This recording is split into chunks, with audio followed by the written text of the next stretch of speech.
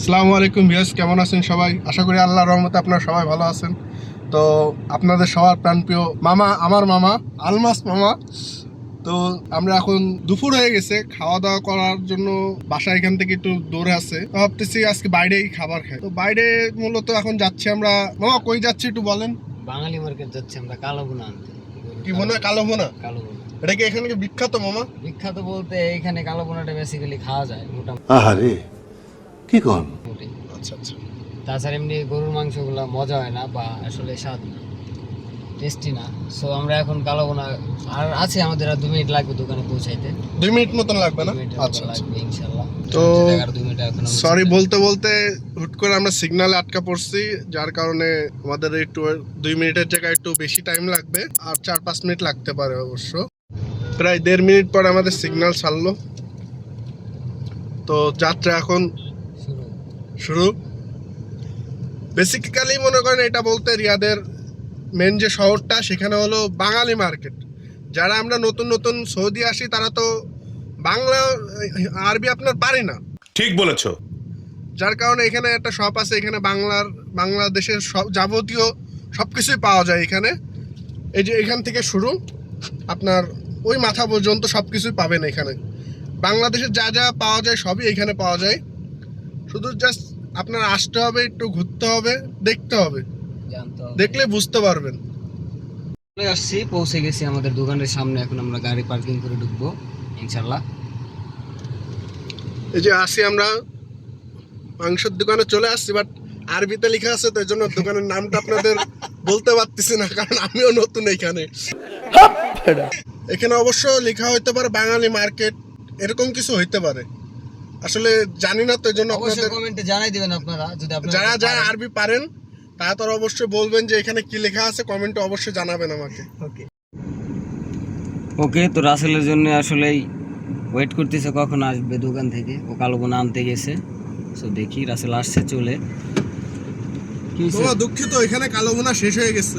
এখানে একটা টাইম অনুযায়ী থাকে, তো 12টা পর্যন্ত থাকে। বাজে কত 12টা হয়ে গেছে আসলে। আমাদের কালো বোনা 12টা শেষ। হয়ে গেছে। সমস্যা নাই, দুঃখের কোনো কারণ নাই। নেক্সট আরেকটা দোকানে সঙ্গে জায়গা যাই, চলো।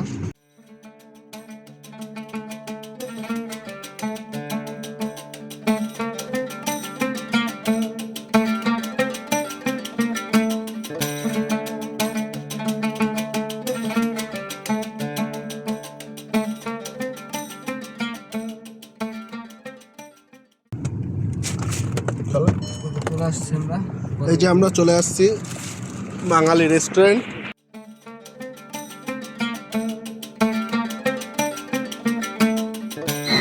তো আমরা এখন যাচ্ছি এই দোকানে যাই দেখি আসলে কালো বোনা পাই কি না।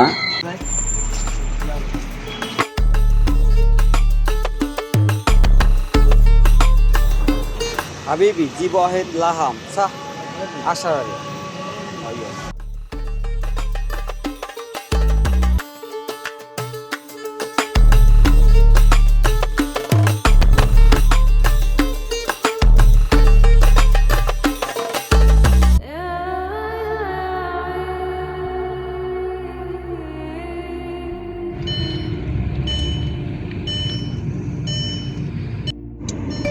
আবার সিগন্যাল বলতে বলতে আবার সিগন্যাল। মামা এখানে সিগন্যাল এত কেন মামা? লাইন কোন অনেক বড়। আচ্ছা মামা, আমি একটা জিনিস বুঝলাম না, এই যে মাংসটা আমরা যে 10 টাকা দিয়ে কিনলাম, 10 টাকা না তো 10 মানে রিয়াল। 10 রিয়াল, যাই হোক, তো যাই হোক 10 রিয়াল। এই 10 রিয়ালের আপনার কত আসতেছে কনভার্ট করলে বাংলায়? 300 প্লাস। 300 প্লাস। 300 প্লাস। আচ্ছা আমি যতটুকু দেখলাম, মানে আমাদের মাংসের যে পরিমাণটা দিল হাইস্ট গেলে আপনার 3 থেকে 4 টুকরা দিচ্ছে, এরকমই মনে হলো। যাই হোক, তো মামা এই 300-350 টাকায় তো হাফ কেজি মাংস পাওয়া যায় মামা। ওটা চিন্তা করলে তো আর ভালো জিনিস খাওয়াবে না, টেস্টি জিনিস কই পাবো। তো আপনি একটা জিনিস চিন্তা করেন, যদি আপনার 360 টাকা দিয়ে আমরা কয় পিস দিচ্ছে, আনুমানিক আমি এখন জানি না যে কয় পিস দিচ্ছে, আমার যত মনে ছোট হয়েছে। বাটি দিছে এতে তো মনে হচ্ছে 3 থেকে 4 পিসই দিছে, তার থেকে বেশি ওর মনে হয় না দিবে। যাই হোক, আমরা যখন খাবার ঢালবো তখন সার্ভ করার সময় আপনাদের দেখাবো যে কয় পিস দিচ্ছে। মামা এই হিসাবে তো মনে করেন বাংলাদেশের গরুর মাংস খাওয়াই ভালো মামা। এটা সবচেয়ে বিখ্যাত আপনার আব্বাস মিয়ার চুইঝালের মাংস, খুলনাতে অবস্থিত। আমরা ওইটা খাইতে গেছি, ওইটা আপনার 150 টাকা পিস, এক এক পিস। তো আপনার এক এক পিসে নর্মালি 250 থেকে 200 গ্রাম ওজন আছে। তাহলে সেই হিসাব করলে এতে তো আমরা পাই নাই। না মামা, এতে রীতিমতো আমাদের এই ঠকানো দেশে হচ্ছে। এই জায়গায় যে বাঙালি রেস্টুরেন্টে আসলে কালো ভুনা পাওয়া গেছে, এটার জন্য শুকরিয়া না, আলহামদুলিল্লাহ। এটা অবশ্য যে বাঙালি সৌদি আরবের মতো একটা দেশে এসে বাংলার ঐতিহ্য কালো ভুনাটা তো পাচ্ছি, এটাই বেশি। আসলে যাক। এখানে যারা সৌদিয়ানরা যা খায়, এর খাবারের কোনো ঝাল নেই। ঝাল নেই না? না, ঝাল নাই, সব মিষ্টি জাতীয় খাবার। এরা ঝাল পছন্দ করে না, এদের আসলে ঝাল কোনো পছন্দই না। প্রত্যেকটা জিনিসই, প্রত্যেকটা খাবারই হইতেছে মিষ্টি, সুগার থাকে, সুগার। আচ্ছা আচ্ছা, মানে এদের জন্য ঝাল একদম ব্যান করা হচ্ছে নাকি?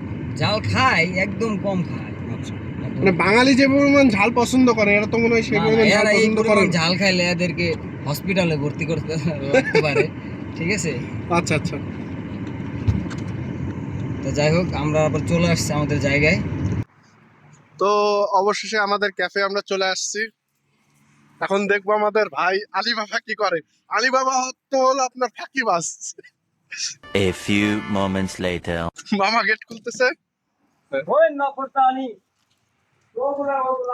মূলত আলী বাবা তার গার্লফ্রেন্ডের সাথে গল্প করতেছে। তো এই যে আমাদের আলী বাবা।